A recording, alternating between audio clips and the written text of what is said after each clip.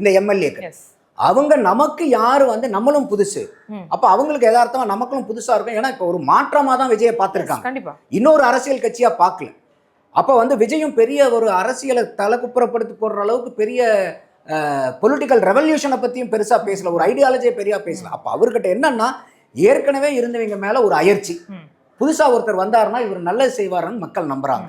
அப்ப அந்த நம்பிக்கையை காப்பாற்ற வேண்டிய பொறுப்பு இருக்கு. அப்ப அந்த இடத்துல அவர் என்ன சொல்லிருக்காருன்னா, நான் ஆட்சிக்கு வந்தேன்னா நானோ யாரோ ஒரு பைசா மக்களுடைய பணத்தை தொட மாட்டேன்னு சொல்லியிருக்காங்க.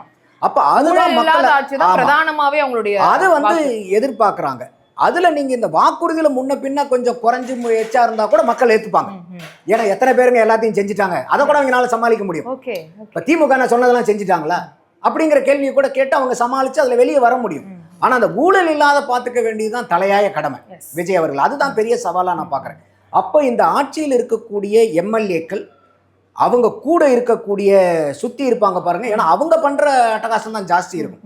அதே மாதிரி அமைச்சர் பெருமக்கள், அவங்களுக்கு இருக்கக்கூடிய உதவியாளர்கள், அவங்களை சுத்தி இருக்கக்கூடிய ஆட்கள், அப்ப அவங்களை எல்லாம் நீங்க சரியான ஆட்களா தேர்ந்தெடுத்து வச்சு நல்லவர்கள், அதாவது கரப்டட் பீப்புளா இல்லாம கரெக்டான பீப்புளா உங்களை சுத்தி வச்சுக்கிட்டீங்கன்னா